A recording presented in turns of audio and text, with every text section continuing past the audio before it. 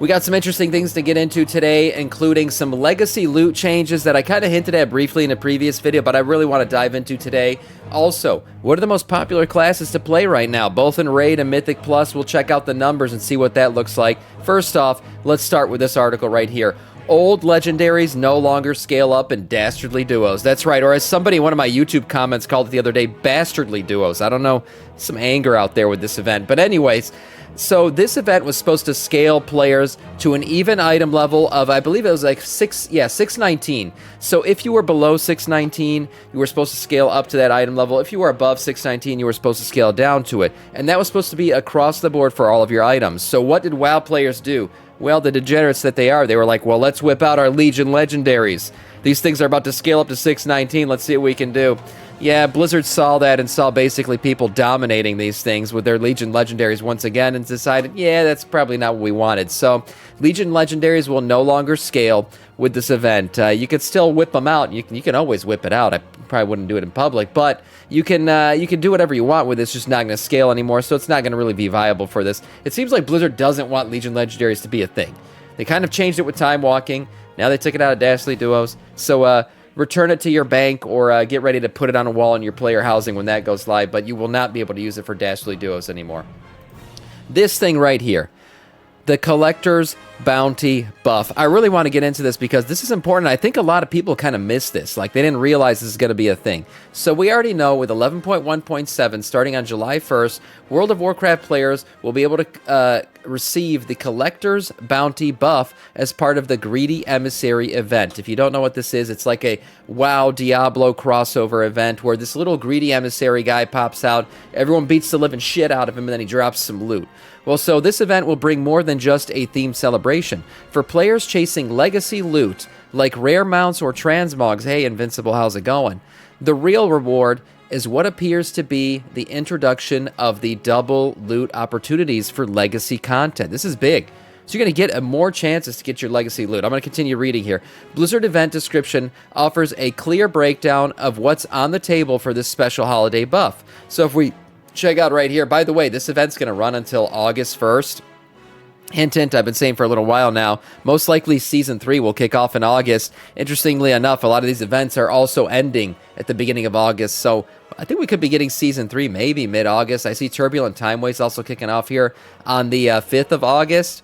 Probably when that event ends, that'll mark the beginning of Season 3. So interestingly enough, we'll see how all that goes. But for now, this event specifically, foes in legacy dungeons and raids find themselves loaded down with extra treasure, defeating them once or more to collect their bountiful rewards. That's right, so getting more chances at bountiful rewards or just having a higher chance of things dropping. No one's really exactly sure what this means just yet, but because Blizzard hasn't clarified what the buff entails. We speculate based on the description that it will allow players to defeat the same boss twice in a row. If that's the case, this should be a great for transmog hunters as they go for another shot at rare mounts like Invincible or even cosmetics like the first Satire Spauldrums. So, really big buff here to, I'm going to be running all the mount runs again. I mean, Invincible, give me Midnight, give me a chance at Gmod again. I mean, this is pretty cool if this event does, in fact, give you extra chances to kill the boss or just gives you a better chance at getting some of these loots, for sure. I zoned out of Time Walking Dungeons yesterday on my mage and immediately was plunging into the ocean about a mile off of Kazalgard. Yeah, well, Blizzard's an indie dev company, so we got to understand that, you know, these things, they happen, right? Yeah, that's actually freaking hilarious. I love the flavored sunflower seeds, bro. How did you know? I know my viewers. Anyways, this is pretty cool. We'll see how this event actually kicks off. I'll give you the real details once Blizzard really gives us an official look at what these buffs entail. Let's look right here. Mythic Plus and rating. What are the most popular classes to play in the game today? Now, I know a lot of you are probably going to say, yeah, right off the bat, Paladin. Well, Paladins are popular, but at the higher end, they start to teeter off a little bit. So let's check out these numbers really quick. These numbers are as of the week of May 27th, so it's just last week. We're looking at this data. The idea of these articles is that, yeah, check out incomplete balance picture and things like that. So we say perspective as there are inherent biases when we look at this data. So first off, looking into this, right off the bat, you can see when you get to the higher key levels, obviously, Vengeance Demon Hunter, the meta tank. That's been this way for this entire expansion, pretty much. We see Balanced Druid also popping up here as one of the meta DPS specs. Disciplined Priest, Arcane Mage, and then Unholy DK. So that's your metas right there. You can clearly see the 5 laid out. Most played specs. Basically, the meta really starts to kick in. I don't know, it goes beyond 50% after maybe a plus 10. You start to see more and more of the meta.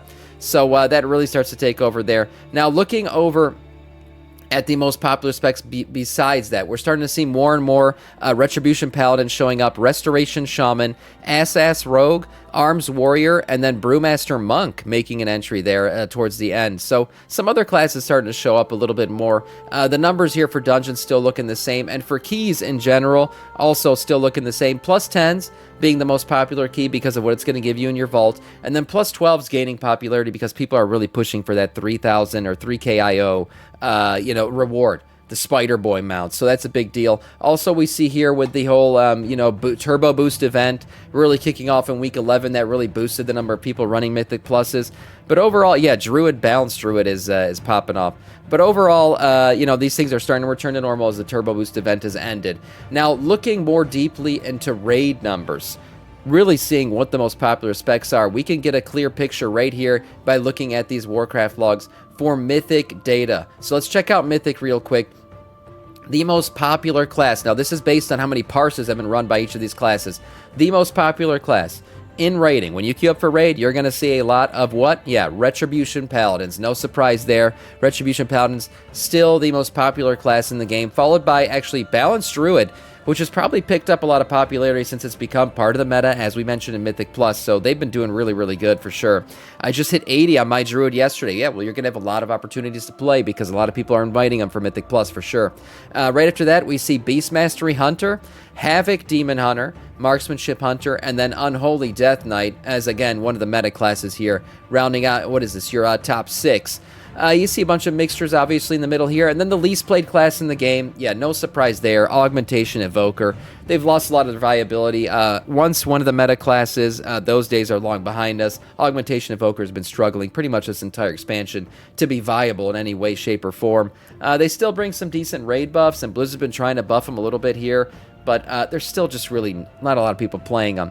Survival Hunter, Sub-Titty Rogue, and Outlaw Rogue bunching up at the bottom there. Sub-Titty got some good buffs just the other day. We might see a little bit more playstyle from them coming in the coming weeks, but for now, they're still at the bottom.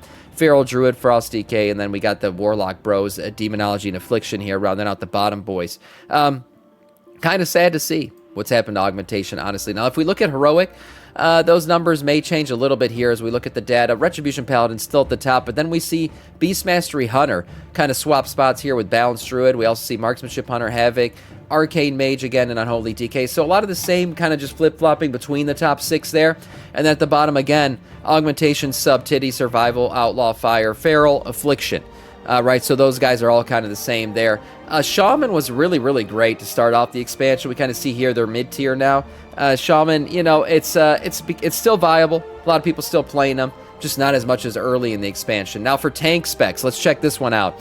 Tank specs right now, looking at Mythic Plus, Death Knights have really taken the lead here as overwhelming domination of Vengeance Demon Hunter finds itself now in 3rd place. Meanwhile, Blood is now on top, and but very close to them is Prop Paladin with less than 1,000 player difference. Brewmaster and Guardians see a drop off at the bottom there.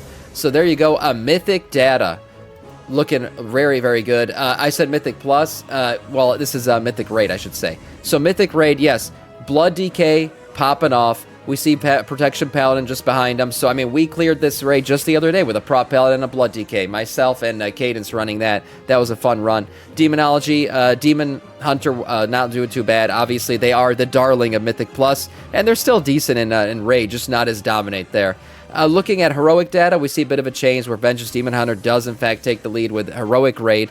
Death Knight just behind him, and then Prop Paladin, Warrior, Druid, Monk, rounding out your boys there for tanking. Now, healer specs. When it comes to Raid, what are the best healer specs to bring? Or what are the most popular healer specs to bring? Shaman, Restoration Shaman sitting at the top, Holy Priest, Mistweaver Monk, and then Restoration Druid there. Those are your top 4. We got at the bottom here, Discipline Priest, which is your best for Mystic Plus, but not the best for rating. We always see a little bit of a difference there.